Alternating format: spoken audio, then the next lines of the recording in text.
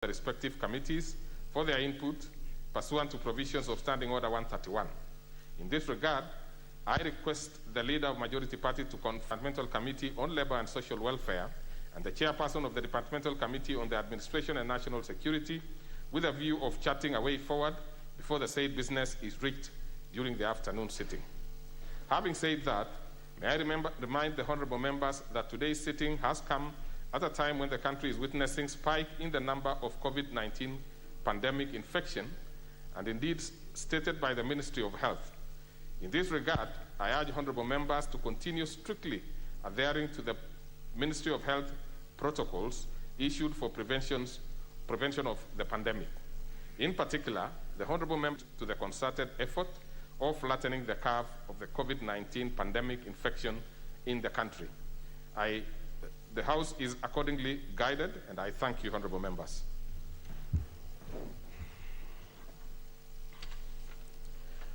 Order number 3, messages. Order number 4, petitions. Order number 5, papers. Under that particular order, we have the Departmental Committee on the Justice and Legal Affairs.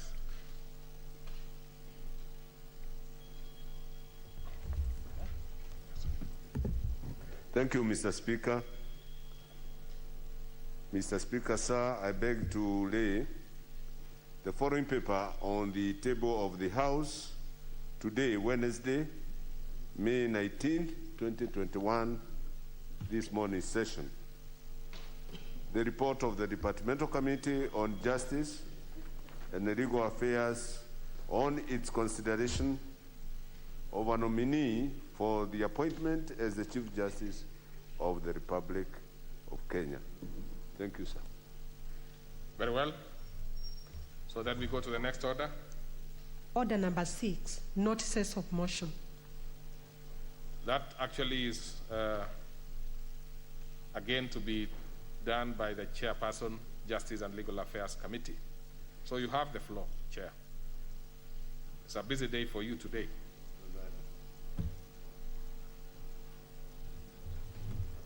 So again,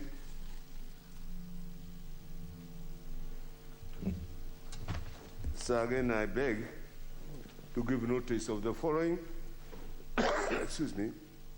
motion that taking into consideration the findings of the Departmental Committee on Justice and Legal Affairs in its report on the consideration of a nominee for appointment as Chief Justice of the Republic of Kenya, laid on the table of the House this morning, Wednesday, May 19, 2021, and pursuant to the provisions of Article 166, Sub-Article 1A of the Constitution of Kenya and Sections 3 and 8 of the Public Appointments Parliamentary Approval Act 2011, this House approves the nomination of the Honorable Lady Justice Martha Karambu Koome for appointment as the Chief Justice of the Republic of Kenya. Very well. So we move to the next order. Order number 7, questions and statements. Order number 8, motion. Consideration of exemption from income tax for Japanese companies, consultants, and employees.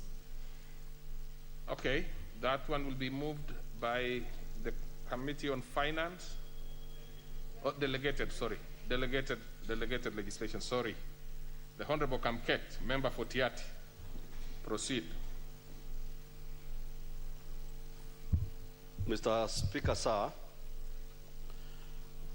I beg to move that this House adopts the report of the Committee on Delegated Legislation on its consideration of the exemption from income tax for Japanese companies, Japanese consultants, and Japanese employees, legal notice number 15 of 2021, laid on the table of the House on Thursday, 13th May 2021.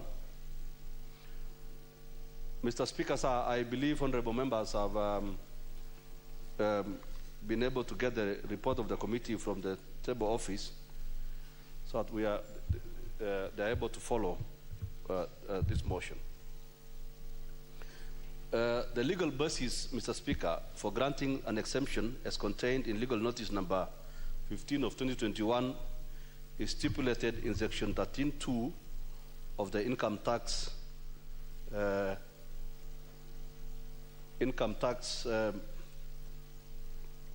Act, Cap 470, which empowers the Cabinet Secretary to exempt certain income tax. Section 13(2) of the Income Tax Act, Cap 470, empowers the Cabinet Secretary responsible for National Treasury by notice in the Gazette to provide that any income or class of income which accrued in or was derived from Kenya be exempted from tax to the extent specified in such a notice, and that any exemption shall cease to have effect either generally or to the extent specified in the notice. Furthermore, where the Cabinet Secretary issues such a notice, Mr. Speaker, it has to be laid before the National Assembly without unreasonable delay. The Act further provides that if a resolution is passed by the National Assembly within 21 days on which it next sits after the notice is so laid that the notice be annulled, it shall thenceforth be void, but without prejudice to the validity of anything previously done thereunder or to the issuing of a new notice. The House, therefore, Mr. Speaker, has to pronounce itself within the statutory timelines. And if the notice is expressly approved, then it shall be deemed to have been implied approved. The exemption for income tax for Japanese companies, Japanese consultants and employees seeking to exempt those Japanese companies, consultants and employees was published on 26th January 2021 and submitted to the Clerk of Parliament and laid before the House and given to the committee on 21st March 2021 in accordance with the Treasury Instruments Act. The main purpose, Mr. Speaker, of this exemption of income tax before us today, as indicated is in respect of income accruing in or derived from Kenya by Japanese companies, consultants and employees involved in projects under the financing agreements signed between the government of Kenya and the government of Japan. The policy and requirement of the government of Japan is to have Japanese companies, consultants and employees involved in the implementation of any project financed by the government of Japan exempted from tax. This is not limited to Kenya only, but is the requirement of the government of Japan for all financing agreements between the government of Japan and any other government. All agreements signed between the Japanese government and the government of Kenya contain this exemption. Mr. Speaker, specific agreements are contained in the schedule which is contained in the report. For example, I'll just give a few examples, Mr. Speaker. The project for the improvement of the power distribution system in and around Nakuru County and Mombasa City County. The project for infrastructure development in Mombasa Special Economic Zone near Dongokundu area. The project for enhancing trade facilitation and border control capacity in East Africa. The project for human resource development, scholarship, health sector policy loan for attainment of universal health coverage. Olkaria 1 unit for geothermal power project, Moya irrigation development project, among others. They are all contained in the schedule. Mr. Speaker, sir, on scrutiny of this instrument, The committee examined the exemption from income tax for the Japanese companies, consultants, and employees in accordance with the Constitution of Kenya, the Interpretation and General Provisions Act, the Income Tax Act, and the Statutory Instruments Act. Pursuant to Section 16 of the Statutory Instruments Act, which requires the committee, where it's practically possible, to confer with the regulation-making authority, the committee held a virtual meeting with the regulation-making authority, that is the Cabinet Secretary for National Treasury and Planning, on 15th of April 2021, where he responded to the committee's concerns. The Cabinet Secretary assured the committee that the overall benefits to be derived from effective and efficient implementation of these projects outweigh the taxes foregone. In addition, the income from the jobs created from the projects and the income derived from the expenditure on the said projects generates revenue that is far much above the tax foregone as a result of the exemption. Honorable Speaker, the members raised some concerns that that the exemption seems discriminatory and stands to benefit Japanese nationals more than the Kenyan citizens, considering that local companies are not exempt from tax, yet the Japanese enjoy expatriate benefits. In addition, some Kenyan companies doing business in Japan do not enjoy similar exemptions. Members also sought, Mr. Speaker, to note the status of each of the agreements earmarked for exemption. Documents were submitted indicating that 4 of the 16 projects are grants, while the rest are loan agreements. The committee, Mr. Speaker, observed as follows. Having examined legal notice number 15 of 2021 in accordance with the Constitution of Kenya, the Interpretation and General Provisions Act and the Statutory Instruments Act. Number 1, that the legal notice was submitted within the statutory timelines contemplated under Section 11 of the Statutory Instruments Act. 2, that the legal notice was published on 26th February, submitted to the clerk on 9th of March, and laid before the House on 23rd of March, which is all in accordance with Section 11 of the Statutory Instruments Act. Mr. Speaker, on the matter of public participation, the committee observed that the National Treasury and Planning submitted before the committee and in their documentation forwarded to the National Assembly that the legal notice is an understanding between the two governments and that public participation may therefore not apply. Having considered the above averment, Mr. Speaker, the committee subjected the notice to the test specified in the Statutory Instruments Act and noted the following. Section 13(2) does allow the Cabinet Secretary to exempt certain activities from taxation, save that if he so exempts, then the notice must be published in the Gazette for the public to know without delay, and that it must be submitted to the National Assembly. Honorable Kamket, just Yes. I know you are moving very well. You are meticulously doing your work. But since the members have the report, just summarize. I'm summarizing, Mr. Speaker. I'm actually ending. Okay, Yeah. that would be okay. Thank you, Mr. Speaker.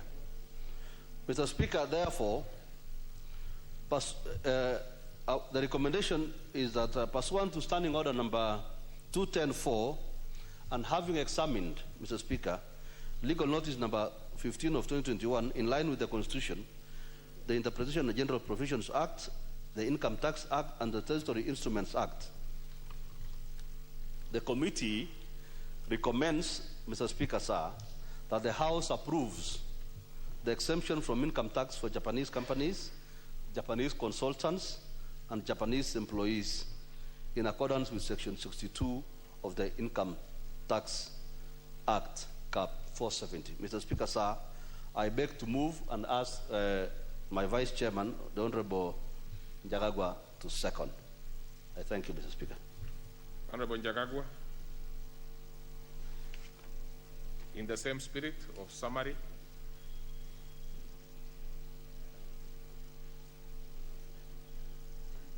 I can't seem to trace your card here. Well, but what seat are you seated?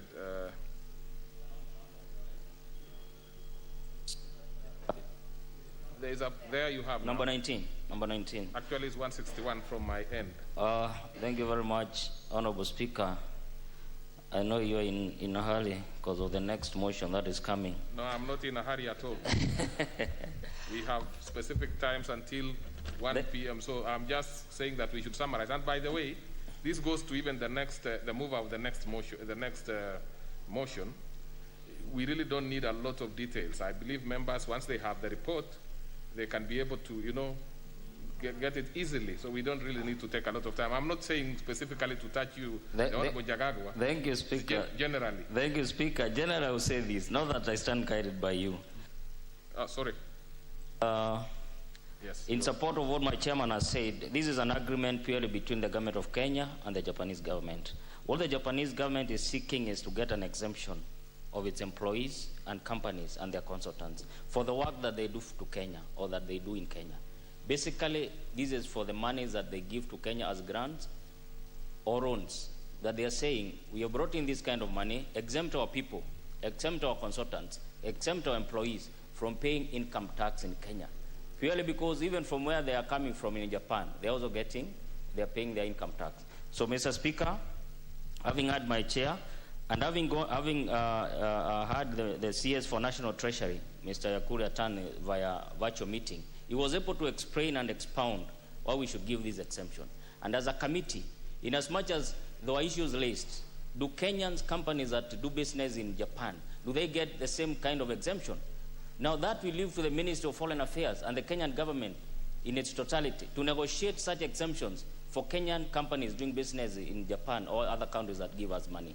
But we felt that the projects that have been tabulated in the schedule given forth by my chairman, that is the Ndogokundu, the Moya Lais, the Mombasa Special Economic Zone, Mombasa Gate Bridge, or Kalia 1 and 2 and 3 units, the benefits that is accruing to Kenya by far outweighs the income that would have been accrued by charging these consultants and companies income tax. So, Mr. Speaker, without belaboring on this matter, without belaboring too much on this matter, I beg to support. Thank you. Thank you very much. Second. Chair, having seconded, I will move to the next step, which is to propose. Other members, you can take your seats, those who, or freeze wherever you are. So, honorable members, I propose a question which is that this House adopts the report of the Committee on Delegated Legislations on its consideration of the legal notice number 15 of 2021 on the exemption of income tax for Japanese companies, Japanese consultants, and Japanese employees laid on the table of the House on 13th May 2021, pursuant to provisions of Section 13(2) of the Income Tax Act, approves legal notice number 15 of 2021 on exemption from income tax for Japanese companies and Japanese consultants and Japanese employees. Now, members, you make up your mind, those ones who will want to speak on this one and the ones who want to speak on the next, because I will be picking from the list. So then, therefore, it might disadvantage you by dropping yourself a little lower. So let's start with the leader of majority party. I believe the ones who will be pressing intervention will be actually requesting this particular one. So they may lose on the other one, but still it is okay. This is also an equally important issue. Yes, thank you, Honorable Speaker. Honorable Speaker, I rise to support this report from the committee on the exemption. And really, by way of, just to put it on record, that in the first instance, as a country, we already signed up to give these exemptions. So Parliament is only ratifying what was already agreed as a condition of being given the grant. And the logic is very clear, that if the Japanese government is to give Kenya a certain amount as a grant or as a concessional loan. You cannot then also seek to profit from the same grant by taxing the services that are being provided as part of the operationalization of that grant by Japanese companies. Because the grant agreement or the loan agreement will have those provisions that certain services, certain goods will be sourced from Japan. And they will pay their taxes in Japan. And rather than tax here and try to operationalize double taxation agreement, for all donor-funded projects, the standard is we will provide you with money, we will provide you with, some will come in terms of goods, some will come in services by Japanese companies, but they will pay their taxes at home and not here. And the standard is also within the operation, the UN and others. And the other thing I just want to highlight, if you look at the schedule, which is within the report, you'll find again, most of these projects are rollovers of what started, like the Okerias, I believe, started the Mombasa Port, July 2017. But some of these are earlier projects that began in 2010, in 2012, even when we didn't even have these legal requirements that tax exemptions must be approved by Parliament, because it was within the powers of the Cabinet Secretary to do the exemption.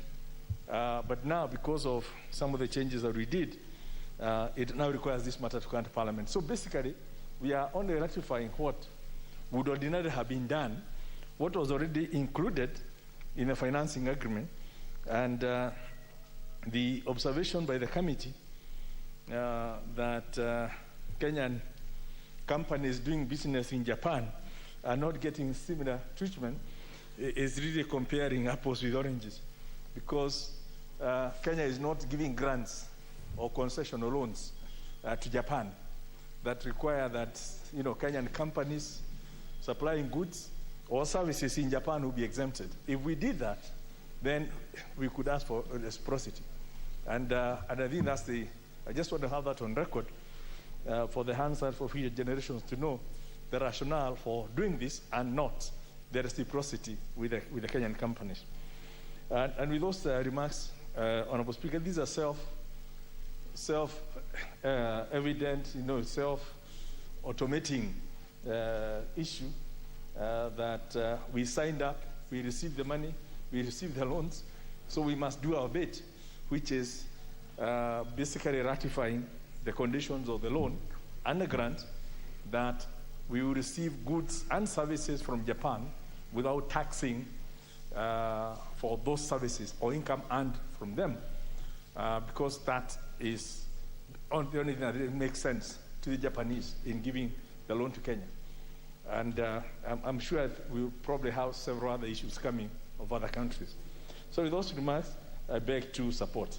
Okay, member for Gilgil. I can see this is a matter that we can actually dispense with quickly, because I see only one more member interested. Thank you, Mr. Speaker. And this is just to support my committee in this report. And Mr. Speaker, as has been said by the mover and the second, I will not repeat, but our mandate was really simple, and it was to actually confirm and check whether these agreements and these exemptions, are they in accordance with the Constitution? Are they going against any act of Parliament? Do they infringe on any fundamental rights of the public? And I think, Mr. Speaker, I can confirm that we actually had we had several long meetings on it. We tasked the CS Treasury, noting, Mr. Speaker, that even when we are doing what the Leader of Majority is saying is rubber stamping or just forwarding it, that we still represent the people. We had the right to ask the questions that we asked as a committee. We put the CS to task to actually confirm and give us a list of these projects. We confirmed that majority of them were actually not loans, were actually grants. And so the issue of double taxation was easy to actually now understand, because they're actually giving us grant to take care of several projects in the country. So we were convinced that the statutory requirements as by the Statutory Instruments Act were followed. We were we were actually convinced on the issue of public participation, which was an issue that we had raised because we needed to know, to be able to gauge the fundamental rights and the infringement for the public. That is the only way to do it. So I think we are in agreement that we support, and I support the committee, and I support the exemption as has been moved by our chairman. Thank you, Mr. Speaker. Okay, seeing that there's actually not a major issue here, nobody else is interested. So we give the mover to reply.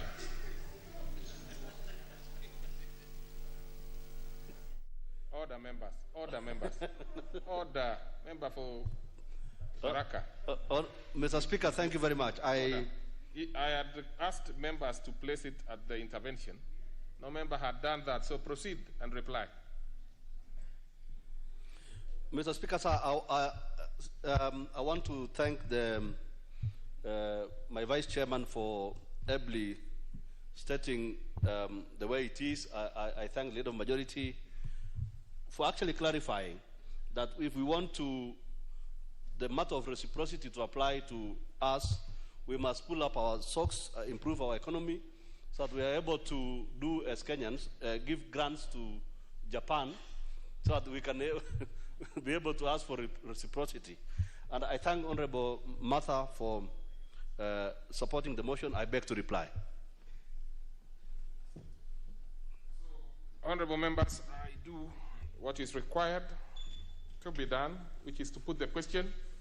I put the question, which is that this House adopts the report of the Committee on Delegated Legislations on its consideration of the legal notice number 15 of 2021 on the exemption from income tax for Japanese companies, Japanese consultants, and Japanese employees, laid on the table of the House on Thursday, May 13, 2021, pursuant to provisions of Section 13(2) of the Income Tax Act, approved the legal notice number 15 of 2021 on exemption from income tax for Japanese companies and Japanese consultants and the Japanese employees.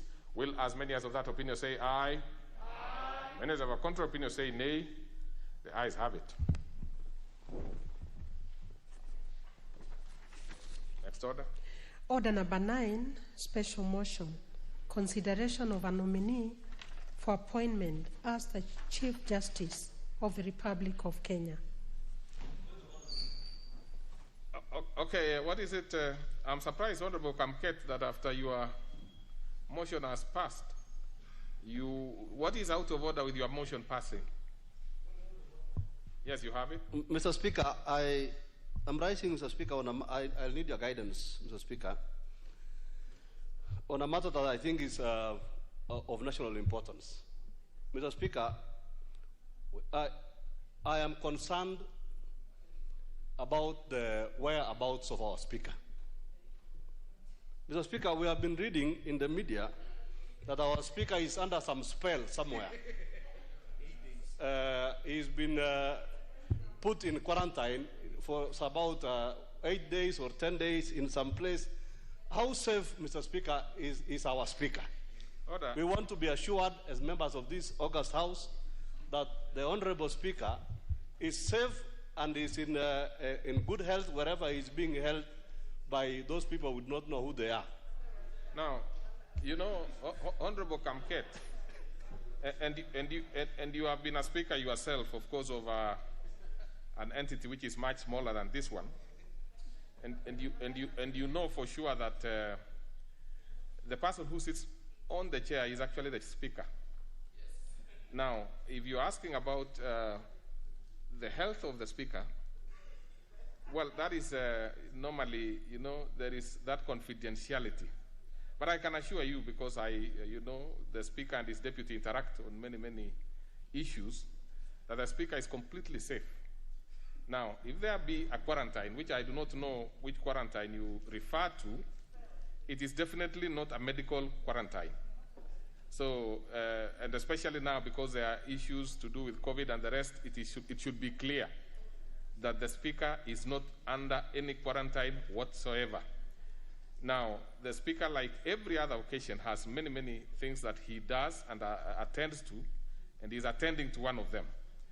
He is available, of course, as soon as he's actually available on call, especially from those people who are fairly, I do not want to go beyond there, but it's okay. There is no quarantine whatsoever. So it's nothing that you should. Let's proceed to.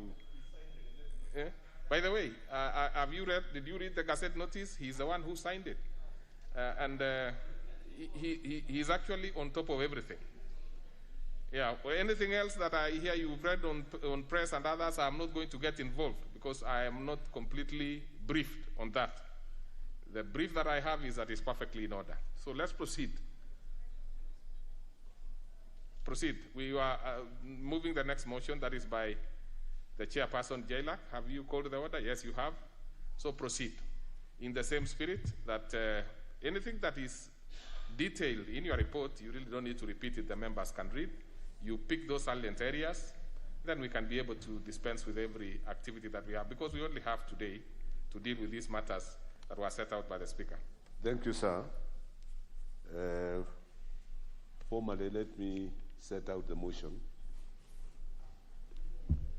Mr. Speaker, I beg to move the motion that taking into consideration the findings of the Departmental Committee on Justice and Legal Affairs in its report on the consideration of a nominee for appointment as the Chief Justice of the Republic of Kenya, laid on the table of the House on Wednesday, May 19th, 2021, and pursuant to the provisions of Article 166, Sub-Article 1A of the Constitution, sections 3 and 8 of the Public Appointments Parliamentary Approval Act 2011, this House approves the appointment of the Honorable Lady Justice Martha Karambu Kome as the Chief Justice of the Republic of Kenya. Mr. Speaker, the report of my committee is fairly exhaustive. It is self-explanatory. It is online. But I would like to mention at the outset that my committee was able to beat the deadlines that were previously given by the Speaker, 24th of May, by 10 days. Mr. Speaker, without delving into the major report, I would like to highlight, with your permission, some of the special attributes that make the Honorable Martha Kome stand out uniquely as a first above equals, but with unmatched qualities for the office of Chief Justice. Mr. Speaker, if you allow me to remove my mask, to be able to.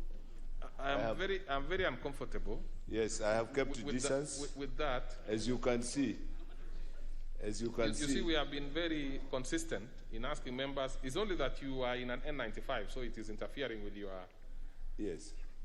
The voice. You know, I can see you have some problem with creating that voice. Yes. But Mr. Speaker,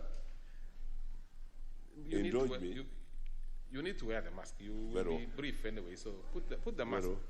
And by the way, the member seated next to you does not have a mask, and I might actually take very, very serious steps against her, because the two of you not in a mask is not good at all.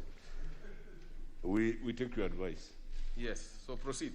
Mr. Speaker, let me highlight some of the attributes that relate.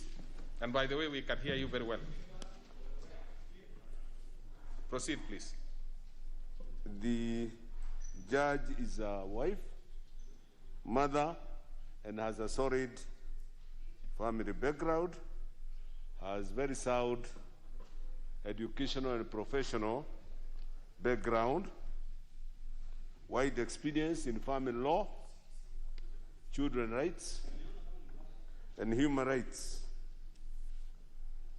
has vision to revolutionize the judiciary and eliminate corruption in all forms and shades. She believes I can testify that she demonstrated that she believes in active constitutionalism and has distinguished herself in upholding the Constitution without influence of political, ethnical, or other parochial considerations. She is an able communicator who undertakes to improve the relationship between Parliament and the executive and the judiciary to ensure that budgetary allocations as a constitutional budgetary allocations to the judiciary as a constitutional requirement is met so that independence of the judiciary is sustained.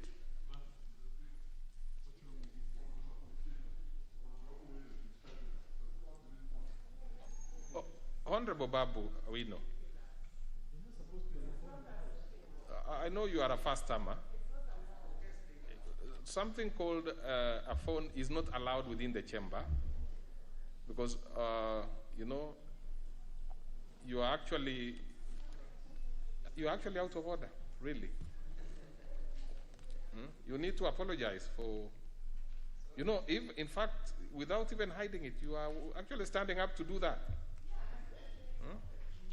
Honorable Babu, what do you have to say before I take any punitive steps against you? Honorable Babu Ongili. Sorry for that, Mr. Speaker. Okay, if you have, it's not easy to get a sorry from you, so once that happens, let us proceed. Out of respect. Proceed. Thank you, Mr. Speaker. If I may continue. The lady is able to somebody dialogue to solve the stalemate in the appointment of the 41 or so judges. She is able to ensure that the ratio in Wabora case, if you recall, Mr. Speaker, sir, the Wabora case, that the courts should, with a lot of circumspection and sparingly issue orders that may inhibit parliamentary processes and procedures. She would also, she confirms that she roads to unnecessarily create bad blood with the other arms of government. She has a vision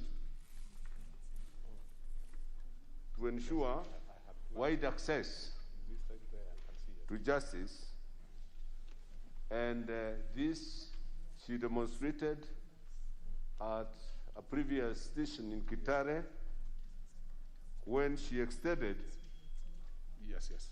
judicial services and justice to far-flung areas, Dogtown, Londwa, and Okcha. She was able to provide mobile facilities for justice. She created that facility. She is ready to avoid and curtail any activism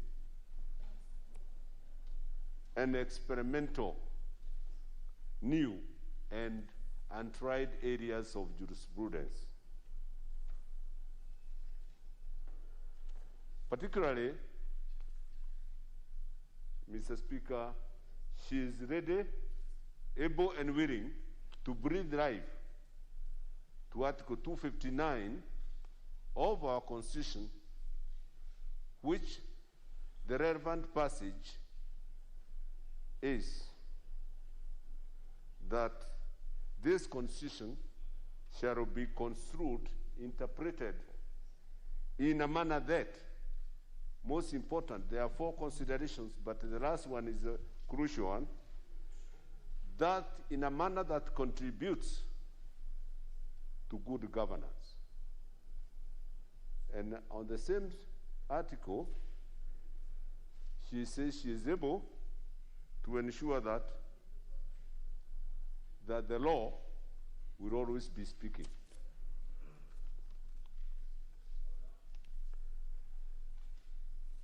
We found that she is able to think outside the box and that she would not be living in a judicial island or utopia or ivory tower. She aspires to do substantial justice other than delving on technical formalities. She will critically think beyond Maraga advisory by invoking the principle that the law serves man and humanity and not the reverse. That the law is not static, must be actualized in a manner that contributes to good order. She will be seeking to retain, to reclaim lost glory for the judiciary in line with the principles enunciated, those professional colleagues and others that may know, the principles that were for a long time enunciated by the late Justice Chunalao Madan. That is the greatest Chief Justice Kenya has had so far. Then there was another judge, the principles read by a judge in Uganda, 1966, Sir Udo Udoma, who in 1966, after Obote overthrew Kabaka, there appeared to be a vacuum in government. And that judge said that there can never be a vacuum in institutions of government, and that because Obote government appeared to be in control de facto, he made it the jure government of Uganda. Then lastly, there is Lord Denning, famous for what we call high trees, espousing on estoppel, and many other milestones. I mentioned this because these are her mentors. Mr. Speaker, the other salient matters that were noted by the committee are that there were some objections raised to her appointment made by Nelson Harvey, Keref Kaliva. These same objections had been raised before Judicial Service Commission. In that forum, they were dismissed. But in my committee, in its wisdom, found that these objections had no root, they were unmeritorious, unsubstantiated, vexatious, and malicious. The committee was also satisfied with the response by the nominee to the objections. All the necessary statutory reports and other necessary reports by KRA, intelligence, and other bodies were furnished to the committee. That Article 166 relating to appointment of the Chief Justice were met, and that all the statutory procedures preceding the approval had been duly met. Mr. Speaker,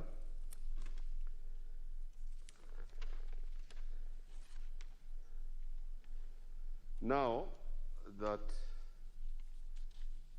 the statutory procedure and constitutional provisions were met, all the requirements were met in the first schedule of the Judicial Service Act 2011 on provision relating to the appointment procedure for appointment of judges. Mr. Speaker, then pursuant to Article 166 of the Constitution of Kenya, the Public Appointments Parliamentary Approval Act 2011, starting under 216, suborder 5F, and 199 of the National Assembly, the committee unanimously recommends that, and by unanimous, Mr. Speaker, I say the committee is constituted by 19 members, 15 set, 4 are absent with apologies, and those 15 have appended their signature endorsing the approval of Lady Justice Mother Karabu Koome for appointment by His Excellency the President to become the next Chief Justice of the Republic. Mr. Speaker, sir, lastly, I wish to express gratitude to all members of GLAC for the efficiency, devotion in dealing with this matter and rendering the report professionally and expeditiously. The committee also wish to express gratitude to the Office of the Clerk of the National Assembly and his staff for ensuring that all processes attendant to this nomination were professionally handled and timelines met. In the circumstances, therefore, Mr. Speaker, I beg to move and ask, request that my Vice Chief Justice, I think, CJ. No. Just to Kajwang, TJ Kajwang. I call him. No, and sworn. Let me just advise members. Mr. Speaker, sir, this was not an approved Chief Justice. It did not go through vetting. It's just a nickname. Actually, yeah. People's justice are here. Just a request, and this is, well, I'm not involved at this particular point in time, but for members, especially the fairly new ones, there is a lot of merit in allowing other members to speak, even if you are the chair, because that makes it easier for you to canvass and have people support you. So if you take all the time between yourselves, it becomes a bit difficult for you to get support. So I'm saying, as a member who's been here for a long time, and I also see a few members who have been, it is better when you are brief. You will be able to give other members an opportunity to contribute one way or the other and have something to say when you are responding, when you are replying. So you have asked that we give the Honorable TJ. Mheshimiwa TJ Kajwang, yes. My Vice Chair. Honorable TJ, let's have you doing this. Mr. Chair, Mr. Speaker, it looks like the member for Kangema has very good words for me. He's praying for me. One of these days, I think he will vet me for the position that he seems to think that I merit. Allow me, Mr. Speaker, first of all, to express my appreciation to the House for nominating me into this committee. I've not had the opportunity since I was nominated. And I also want to thank the committee for expressing confidence that I can join them in the leadership of this committee. I promise nothing but lowliness of heart, humility, and that I will proceed according to the law. So, Speaker, sir, management of committees is like a soccer match. The coach knows who and who to field in the soccer match. and especially if he thinks that the soccer match could end into a post-penalty, there are chances that he will reshuffle people, including goalkeepers. So when you see that I am in the game, probably I am there to shoot. Now, Mr. Seconder, get back to the main Mr. business. Speaker, those are very relevant to this issue, because all these issues are dovetailing around the issues concerning the committee. But I'm a seasoned member of this committee. I rise to second this motion for the approval of the Chief Justice. Mr. Speaker, sir, you should watch the video. Mr. Speaker, I want to get your attention. Mr. Speaker, sir, if I could just get a little attention from the Speaker's office. You should watch the video. Mr. Speaker, sir, I was making a comment. I'm making a very, and I think the leader of the majority should listen to me also. You should watch the video of how this committee conducted the vetting. It is how it should be done. And as the Deputy Speaker and the Chair of Liaison, I humbly suggest that this video should be clipped and sent to committees so that we have a proper way, a way with decorum, that approval hearings, selection hearings should be done in the Assembly. It is how it should be done. Now, the quality of it all. Now, who was the judge in this one? Maybe what you should be suggesting, Honorable TJ, yes. You have actually, excited the House to want to look at the video. Yes. Now, don't say anything more on the video. We definitely will be getting back to the committee on whether we think that they did a good job and therefore spread the gospel to the rest of the committee. I'm sure you'll return a verdict. I can assure you that one, we will want that video, and we will want to see what happened in this committee that even TJ I'm himself... sure you'll return a verdict that this is how things should be done. But, Mr. Speaker, sir, the approval is governed by Section 7 of the Parliamentary Approval Act. And the three issues that we look at is the procedure adopted by the interviewing panels, the constitutional and statutory suitability, and then the last one is a whole gamut called the suitability in terms of experience and competence.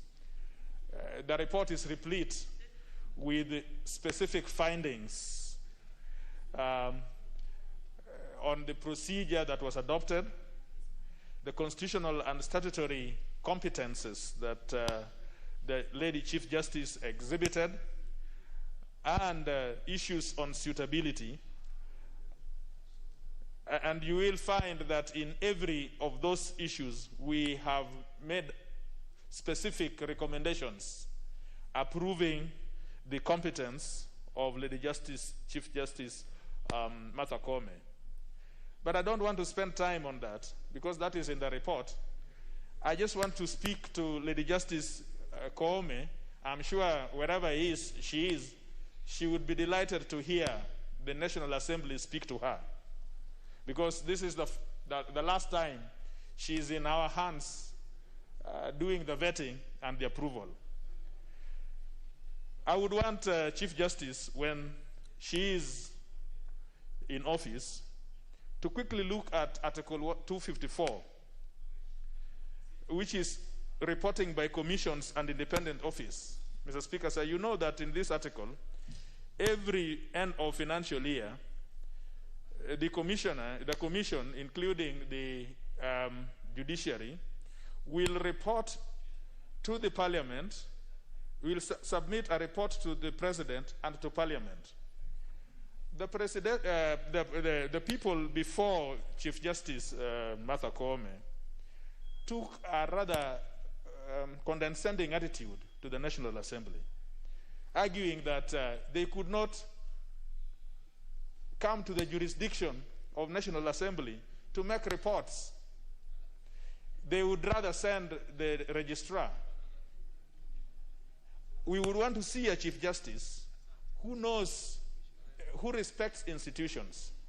And one day, she would write to you as the Speaker to allow her to come and commend herself to the National Assembly and to give what they call the state of judiciary every financial year. That is what we want. We would not want a Chief Justice who thinks that leadership of institutions is a question of bravado. These issues were put to her, and she understands the views that have been expressed by the National Assembly.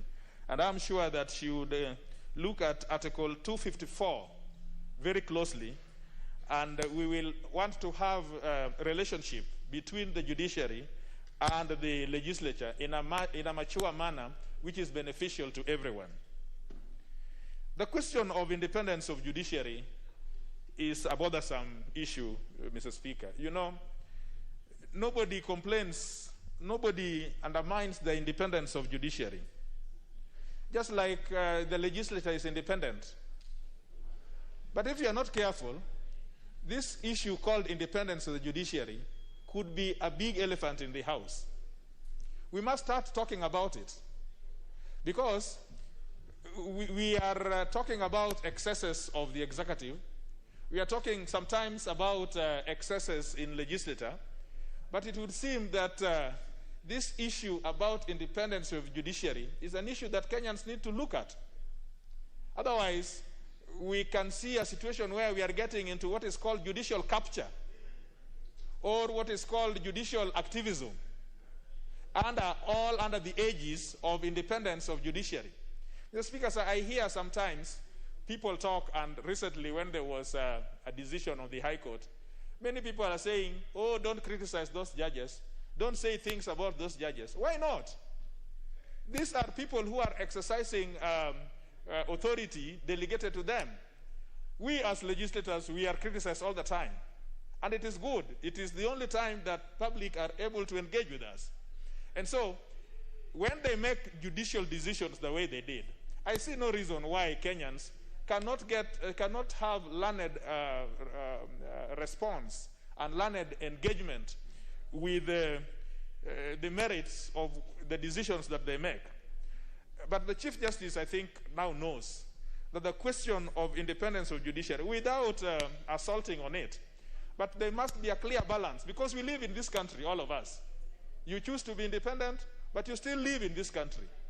And so, if you want to run a judiciary which goes by legalese rather than the practicals of how we live, then you now know that you are living in a utopia. Mr. Speaker, so I want to talk about gender. I can see my time running, but we are very few, Mr. Speaker. I don't know, maybe we should have more time now that we are few of us. I want to talk about gender.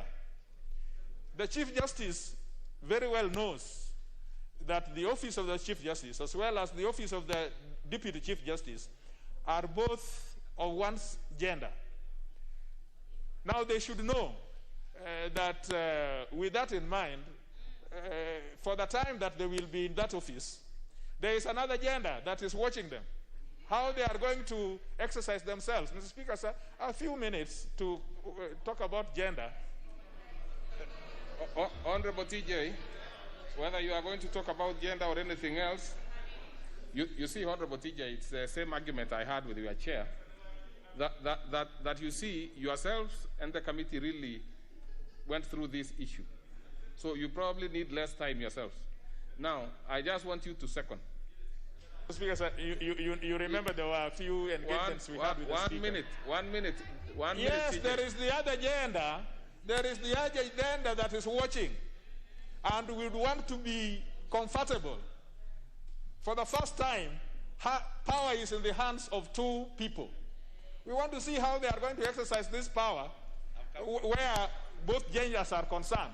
We are very interested. Mr. Speaker, sir, let me sit down by also talking about ethnicity. I know my senior member for Kisumu East is going to talk about this, but I must speak about it. It is known, and everybody knows. No, I am seconding. You second. I have been in this house long enough to know how to second. If you are a first timer, you should know that I have an opportunity to say everything and anything about the report. Well, within the time allocated. So you second now. I second, Mr. Thank Speaker. you very much, TJ. TJ, now that is... so let's proceed and do what we are supposed to do, which is to propose a question. And I proceed to propose a question, honorable members, which is that taking into consideration the finding of the Departmental Committee on Justice and Legal Affairs in its report on the consideration of the nominee for appointment as Chief Justice of the Republic of Kenya, laid on the table of the House on Wednesday, 19th May 2021, and pursuant to provisions of Article 166(1)(a) of the Constitution and Section 3 and Section 8 of the Public Appointments Parliamentary Approval Act 2011, this House approves the appointment of Honorable Lady Justice Martha Karambu Koome as the Chief Justice of the Republic of Kenya. Subject, of course, to the notice that has been made. No, there is no issue of putting the question. Honorable members will be allowed to speak.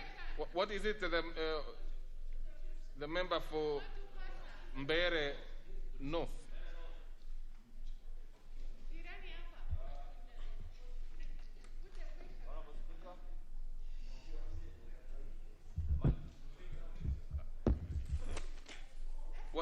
Yes, Honorable, thank you, Honorable Speaker. With your kind permission, Speaker, I beg to give notice of the following motion, that pursuant to the provisions of Standing Order number 97-1, and notwithstanding the resolution of the House on February 10, 2021, limitation of debate on motions, including a special motion, this House orders that speaking time for each member be reduced from 10 minutes to 5 minutes. Mr. Speaker, my justification for the request for this motion, Mr. Speaker, is very simple. That this is a momentous occasion. It is a historical occasion, Honorable Speaker. You'll appreciate that the mover and the second have taken almost close to 1 hour or 45 minutes. Mr. Speaker, this is a special sitting. Time is not on our side.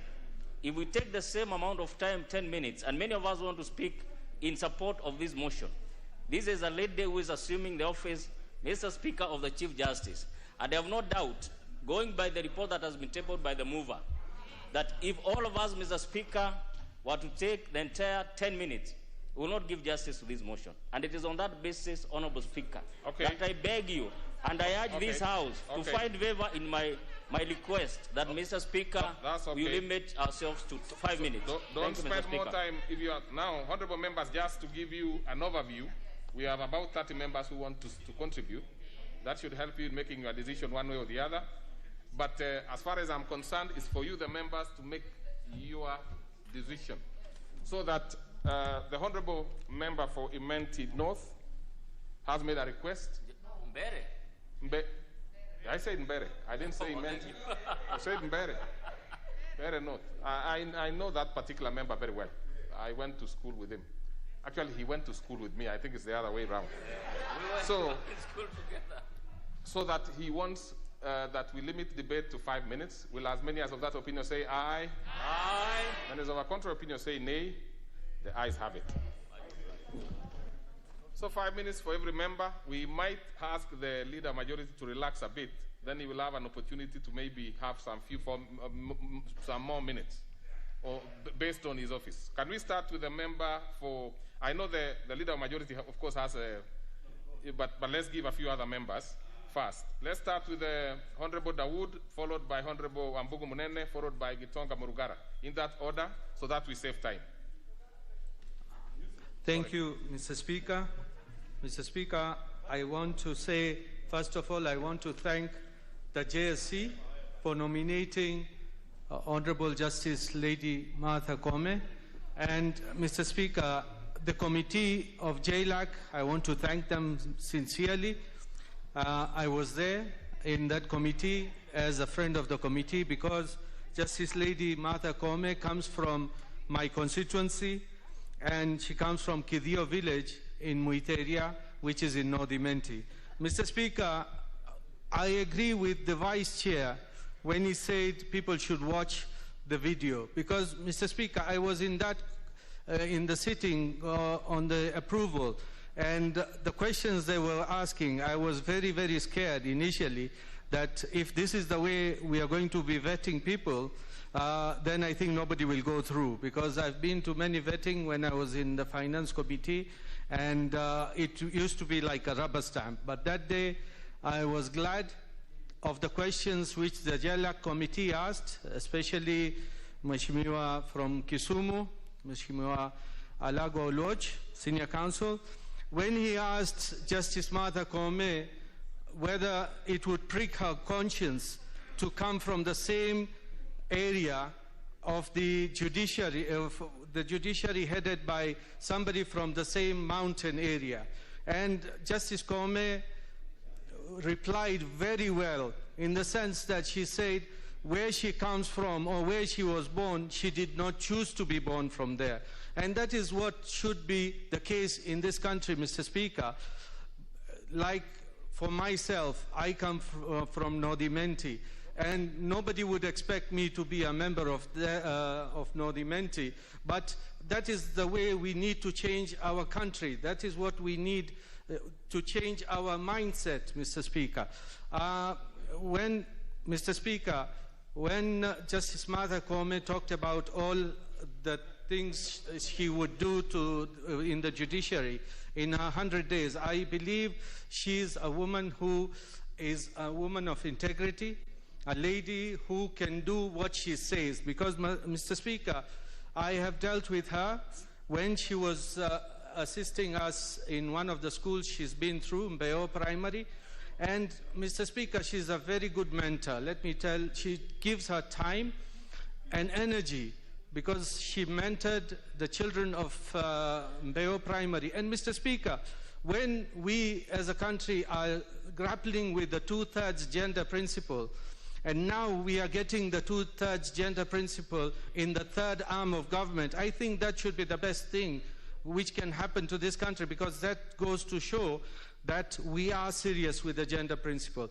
Mr. Speaker, the president of the Law Society, Mr. Harvey, Nelson Harvey, I think he's a perennial litigant, because he said that he put a stop that the CJ should not be the CJ, Lady Justice Martha Koome, because he said that she ruled in different ways. And then he said he was representing the Law Society. I think he was not representing the Law Society. He was just representing himself. And the Supreme Court has given its verdict on why the election should have gone on the 26th. He has held it against her. He held the IRAD supplies against the National Cereals Board. He held that decision against her, and I think it was all proven that through the Supreme Court that there was a mistake on Nelson Harvey's case. So, Mr. Speaker, when we are talking about Lady Justice Koome, she has said that she is willing to work with the other arms of government, not to work at the exclusion.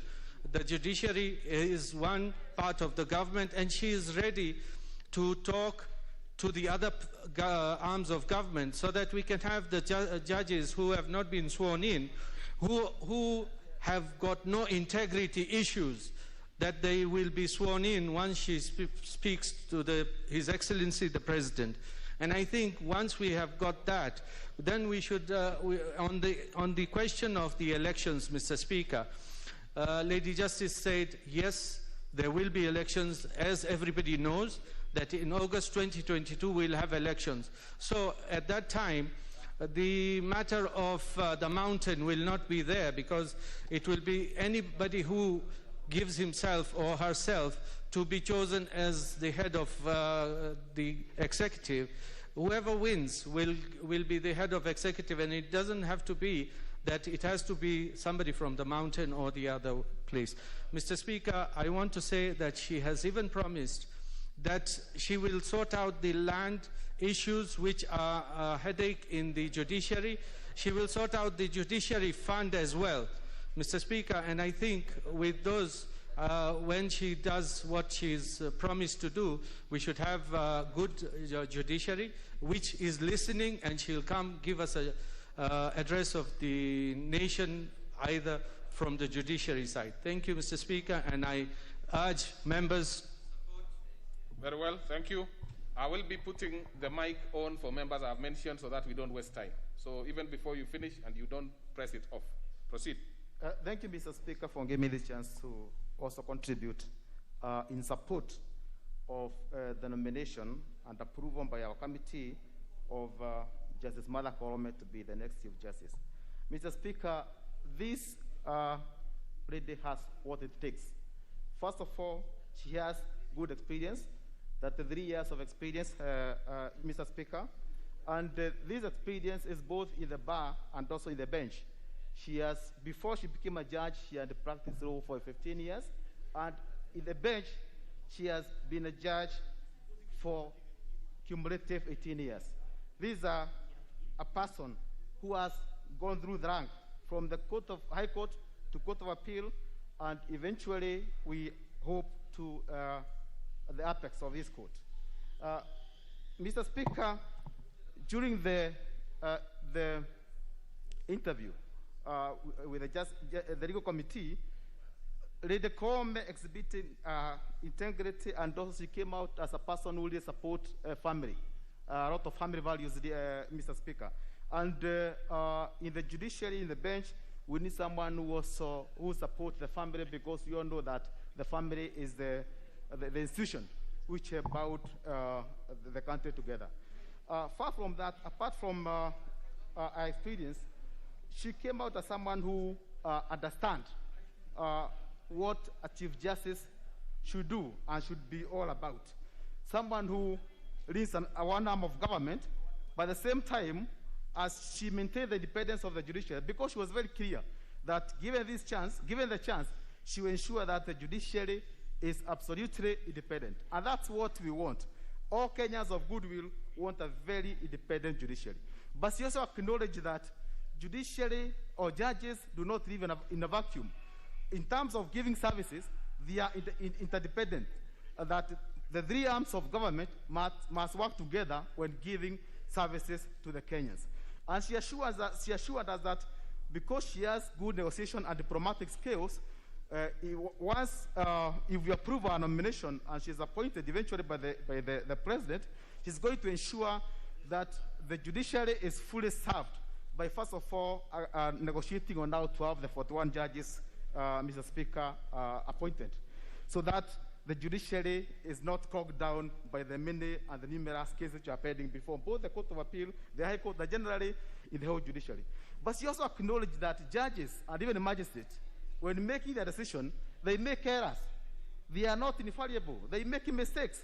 But what she said is that even when they make mistakes, appeal, so that instead of criticizing the judges or magistrates unnecessarily, use the mechanism provided by the law.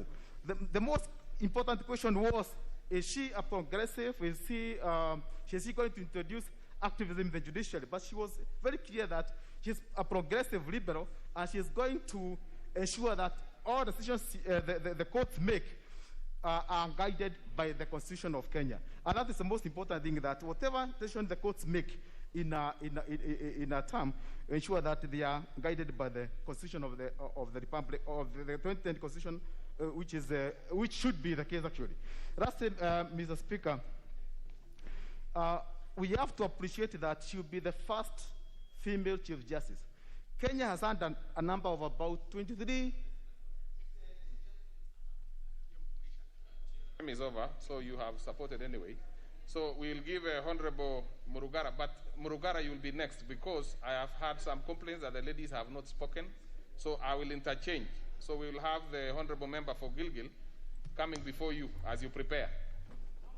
Yeah, Thank you, Mr. Speaker. That's how it can work. And for the indulgence. And Mr. Speaker, from the onset, I want to say that I support this nomination of Justice Martha Koome.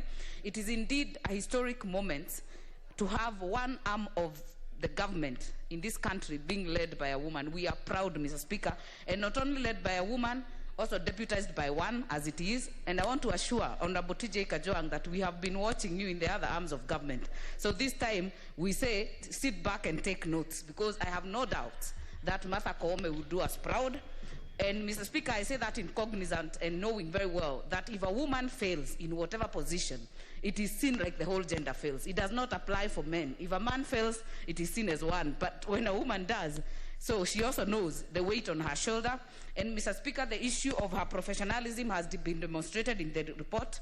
And I want to thank the committee because they did a proper job in terms of digging into her intellectual capacity, her legal judgment, and even her background, Mr. Speaker. And coming from a human rights defender background, Mr. Speaker, we expect that she will be progressive, as has been said in the report, and she joins other countries in Africa, including Mali, Senegal, Nigeria, and others that have had a Chief Justice who is a woman. So, Mr. Speaker, for all the girls in this country, for all the women in this country, we are proud of Justice Martha Koome. And I pray, Mr. Speaker, that one thing that we'll be looking forward for her to do is what she said. She has to jealously guard the independence of the judiciary, as has been said before, Mr. Speaker. And that is not to say that they exist in a vacuum.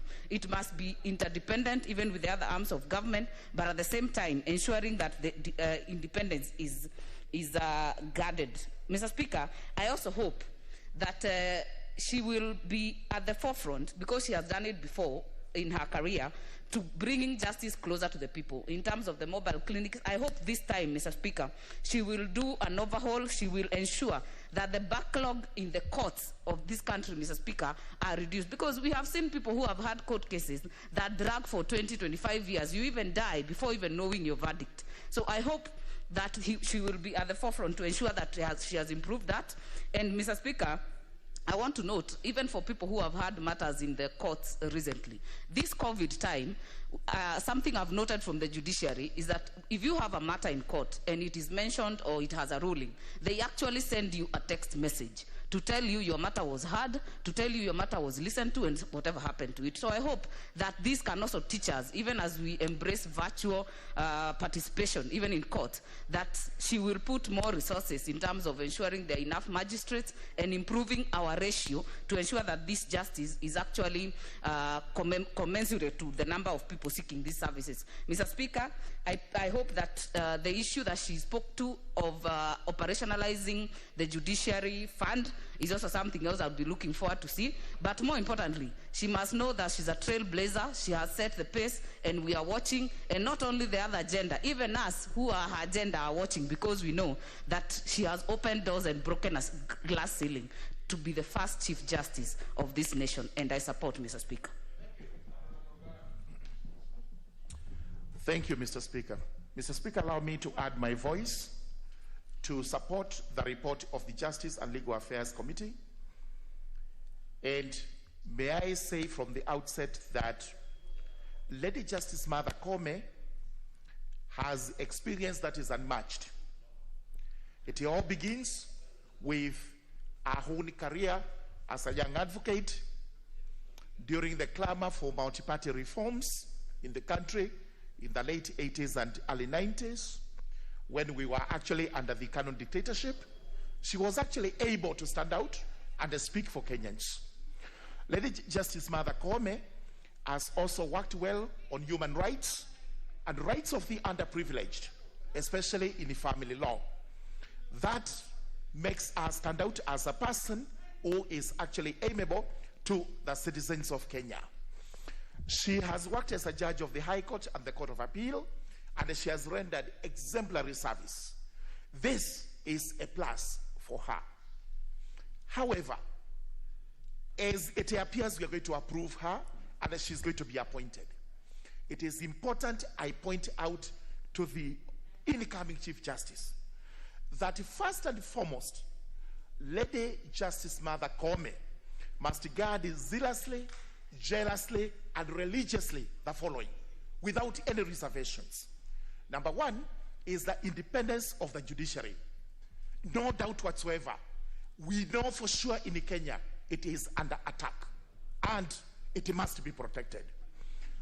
She must also guard the supremacy of the Constitution, because we have seen several persons trying to claw back on the gains we have made under the 2010 Constitution. And she's going to be ranked because Kenyans have ranked former Chief Justice Mutunga. They have ranked former Chief Justice Maraga. She is now on the ranking list, and we will be looking upon her to ensure that this Constitution is not mutilated, it is not violated, and it's not raped. It's a Constitution that must be safeguarded. She will also have to guard and protect the rule of law in the country, the dignity of the courts, because we have seen court orders being disobeyed left, right, and center. Sincerely, no country, a democracy that purports to be under the rule of law would ever work with the disobedience of court orders. Lady Justice Martha Koome, Kenyans are watching you. They are saying we must be protected. And finally, she must enforce the law to the letter. No question of it in any other way. Just like that little boy outside our courts carrying a fish who is naked. Justice is nothing but the naked truth. We are looking upon the new Chief Justice to deliver. I support. Professor Oduol. Thank you, Honorable Speaker.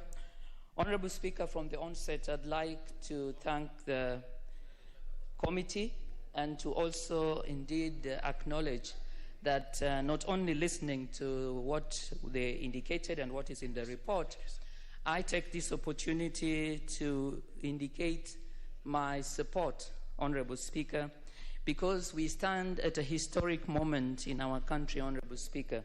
We are aware that the Honorable Lady Justice would be the third Chief Justice in our country.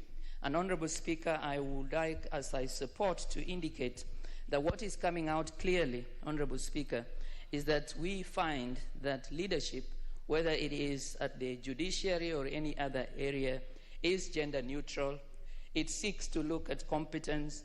We seek to look for a foundation that would take our country to the level that we would like.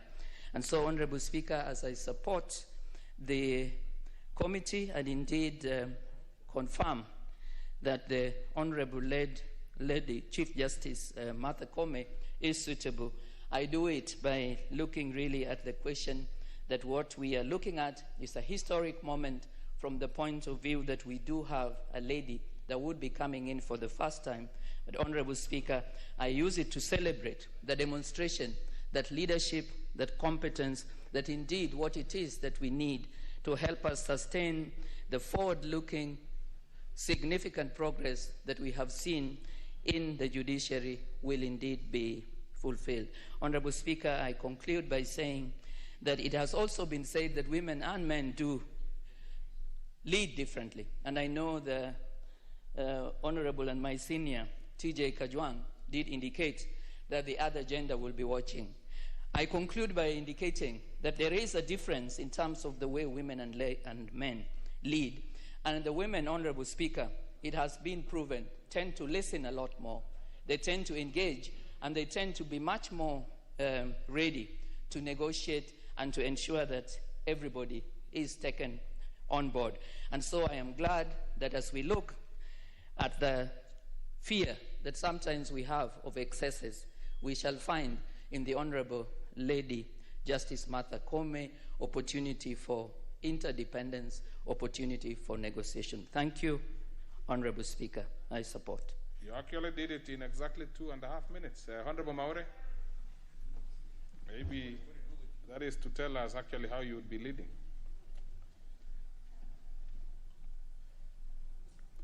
Thank you, Mr. Speaker, for the opportunity to also support the nominee, the Honorable Lady Justice Martha Koome, to be the next Chief Justice of the Republic of Kenya. And as the country is celebrating the breaking of the glass ceiling by a woman, the Meru community as well, we are being taught a lesson that since independence, there is no time the Merus have gone to a ballot box in a general election and actually elected a woman. Now, this will be an open an eye-opener, in the sense that when the lady Justice Koome showed up for nomination at the JSC, nobody saw a woman. What people saw was a serious judge whose temperament, when you looked at her, you couldn't be able to discern anything that you would describe as feminine, anything that you would belittle because she is a woman, but you saw a very firm answers from her. And Mr. Speaker, from those of us who are familiar with the conduct of judges, a judge, you are not supposed to read the mood of a judge. You are not supposed to predict the decision a judge will make, because that one is only left to those people we usually call the judicial activists. And Mr. Speaker, in judicial activism, what they do is they legislate from the bench. From where they are seated, they would be able to pass laws which have not been taken to them for interpretation. So, Mr. Speaker, our judiciary is under its own attack. It needs to cleanse itself, and it needs to have an administrator. Even though we are asking for their independence, they need to have a thorough searching of the judiciary.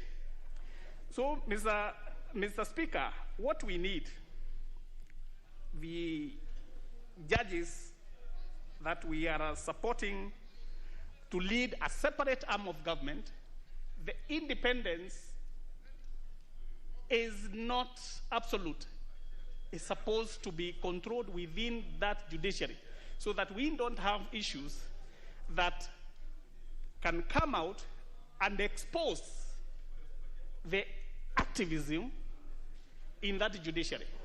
So, in conclusion, Mr. Speaker, I would like to support the integrity, the wisdom that has been displayed by this nominee, and also say that in our area of Mount Kenya East, at the national leadership now, we are really represented. Thank you, Mr. Speaker. Paris. Thank you, Mr. Speaker. Today I stand here as a duly elected woman leader, and I want to say that I am proud of the fact that one of the arms of government, the judiciary, will soon be headed by a woman. It is no mean feat. I mean, at the end of the day, we have strived as women to get our space in society, in political space, in private practice spaces, as well as just knowing that when you look at us, we cannot deny the fact that we're women. And we want to have our space knowing that we actually are 50% of the population. Martha Koome, Lady Justice Martha Koome, is a woman. And let us not shy away from embracing her as a woman and saying that today we are proud that we have her as the nominee for Chief Justice. And the reason I say that is because I see a lot of the men, when they're standing up to speak, they're trying to say she's just a good leader. Yes, she's an amazing leader. But we cannot stop underlining the fact that she is a woman. And we have to celebrate that, not just for her, but for the many women in this country, the girl child, and the women that aspire to be leaders. What I like about Martha Koome, because I've actually been to a few of the forums that she held when she was heading the task force for children, is the fact that she's very humble, extremely humble. She has integrity, she is grounded, she's compassionate. I recall an interview where she said, "Children have no voices, so I choose to speak for them. They are our bridge to the future, and unless we nurture them, our future will be precarious." We're going to have a Chief Justice that understands that if we want to steer this country in the right direction, then we have to start from the formative stages, and that is from the children. She understood that justice for children in our courts needed more to be done. She understands that if we nurture our children well, then everything else that we want to do in this country going forward will be easier met and done. Because today we look at our youth and how easily they are used and misused and abused by leaders. If we want to stop that, then we nurture the child from a young age. And I know that with Lady Justice Kome in the helm of the judiciary, our children will be nurtured in a manner that will actually ground them to be future leaders and to embrace this country's prosperity and growth. Lady Justice Kome, for me, is a woman that understands that this country right now has had a lot of issues in terms of corruption. And she understands that corruption exists in the system, corruption exists in the judiciary. And that is one area that I know that if she tackles it, she will tackle it well. Lady Justice Kome is going to be heading the judiciary at a time when the judiciary is being looked at and lots of questions are rising. Whether the judgment that was done was right or wrong. At the end of the day, I know that she will sit there and do the right thing. She's not going to be owned by this group or that group. She's an independent thinker. She's an independent mind. She's educated. She's a strong woman. And she will do what is right for this country because she's a human rights defender. She has always been. And her 33 years of experience will ensure that whatever she does in that seat will be for the betterment and the best for this country. I support, Mr. Speaker. Thank you. Okay. In order to save time for members, I will read 5 names, and then you will simply be going, we will be getting your mic as soon as the other colleague finishes. So, Honorable Duale, Honorable Shamala, Honorable Mutai, Honorable Wangwe, if you want to speak at that point, Honorable Mwamkale Kanoti. Those are 5. So let's start in that manner. Honorable Speaker, I rise to support the report of the committee on the vetting of the nominee for the position of Chief Justice. Honorable Speaker, the nominee in question is one who is known for her vast experience in the legal profession, brilliance and acumen in her career as a judicial officer. And now she joins, she now goes to the books of history of this country as having been the first female Chief Justice. Mr. Speaker, when it comes to professionalism, capacity, ability, and experience as required by the Public Appointment and Parliamentary Approval Act 2011, there is no one who can object that the nominee ticks and fits in the box very well. However, Mr. Speaker, allow me to say that the job of a Chief Justice is not just that requires one to fit the box or to tick the box. It is one which calls for one to abide by the dictates of Article 159 of the Constitution on judicial authority. And, Mr. Speaker, judicial authority is the dictate of Article 159, and it's derived from the people. So judicial authority in this sense, we expect Honorable Lady Justice Kome to drive that authority from the people of Kenya. The citizens of our country are therefore the real employers of Chief Justice Mother Kome, if she gets a job. I do hope, Mr. Speaker, and I had the privilege to sit in this chamber when a man I have a lot of respect for, Dr. William Mutunga, was brought to this house. I had been here when David Maraga, a man also I have a lot of respect for, and now under the new constitution, Lady Justice Kome. In executing her duties, she must be, and at all times, fidelity to the law and the people of Kenya, and that is what should guide her. It is not the executive, it's not this house, or indeed any other public body that should move her. It is her duty to the people of Kenya. It's her duty to uphold in accordance with Article 159. Honorable Speaker, the reason I raise this matter is because concerns against this nominee were raised by the Law Society of Kenya on what was termed as misapprehension or skating around the concern of our acting on the direction of the executive, a fact that was evident. Honorable Speaker, this is a very serious matter, and I actually do hope that the nominee shall not be on the beck and call of the executive and also is ready to do whatever she is told to do. do judicial authority be exercised under the guidance of any other arm of government? Mr. Speaker, the principle set out in Article 159.3, which includes justice, shall be done to all, irrespective of their status. Mr. Speaker, finally, I want her to read and maybe listen to what Thomas Jefferson, the founding father of the United States and who served as the third president of the US, said on matters.